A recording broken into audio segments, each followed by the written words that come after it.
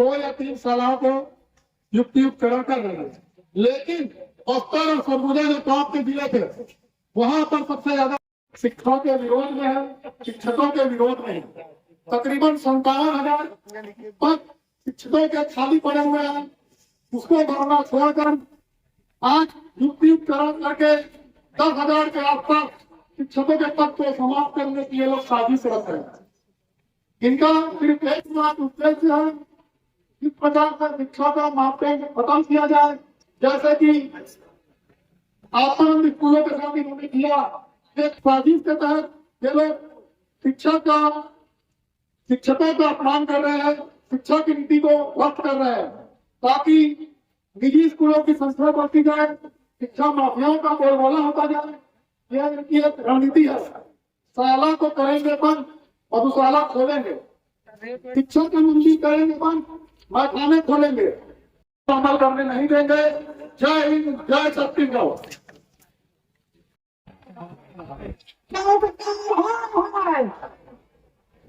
आज हम सब युक्तियुक्तकरण के विरोध में आज बी ऑफिस घेराव के लिए उपस्थित है।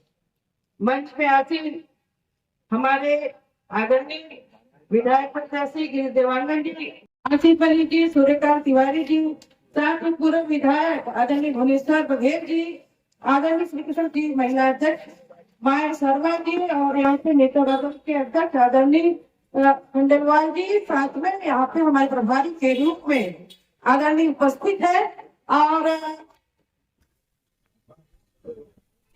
साथियों, जहाँ पे भाजपा सरकार शिक्षा विरोधी नीति, रोजगार विरोधी नीति अपना रही है, उसी के तहत 10,463 स्कूल बंद कर रही है, साथ ही 46,000 शिक्षक के पद समाप्त कर रही है।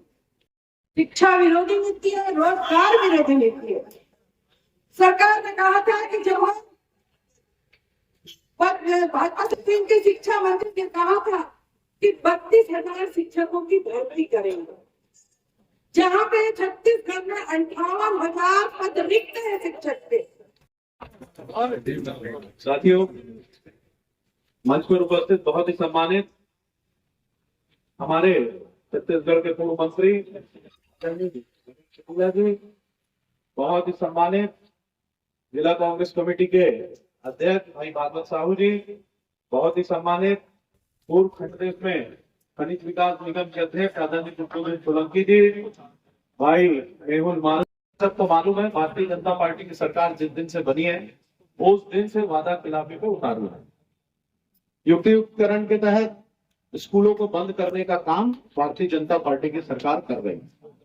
राजनांदगांव शहर में 2 स्कूलों को बंद करने का जो काम भारतीय जनता पार्टी ने प्रस्तावित किया है, उसमें गौरी नगर का है और मुंडला का है। साथियों, इसी तरह पूरे प्रदेश में लगभग 10,000 से ज्यादा स्कूलों को बंद करने का काम भारतीय जनता पार्टी की सरकार कर रही है। साथियों, ये आज से नहीं, जब भारतीय जनता पार्टी की सरकार पिछले 15 वर्ष से मुख्यमंत्री तत्कालीन डॉक्टर रमन सिंह हुआ करते थे, तब से इन लोगों ने पूरे प्रदेश में कई हजारों स्कूलों को बंद करने का काम किया है।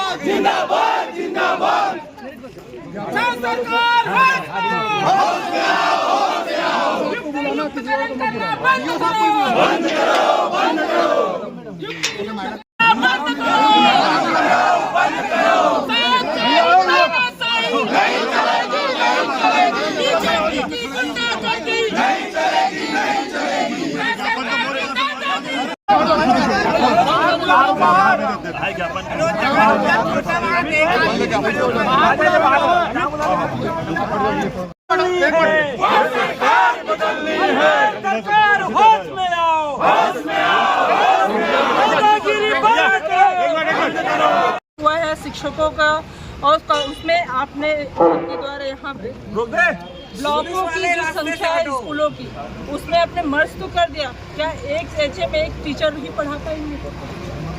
मतलब एक एचएम और एक टीचर, एक एचएम जो है दिन भर ऑफिशियल काम करेगा, है ना, और एक टीचर क्या 60 बच्चों को पढ़ा पाएगा?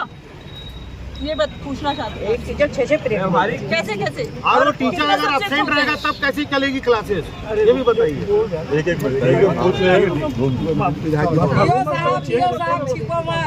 नहीं, ये तो हम लोग देंगे ही, लेकिन हमको कुछ जानकारी आप जब तक नहीं बताएंगे तो हम लोग कैसे जानेंगे? युक्तिकरण का उद्देश्य क्या है? क्या लाभ होगा उससे?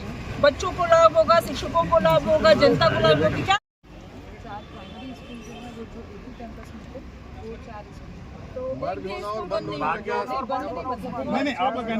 भारतीय जनता पार्टी के द्वारा शिक्षा नीति में बदलाव करते हुए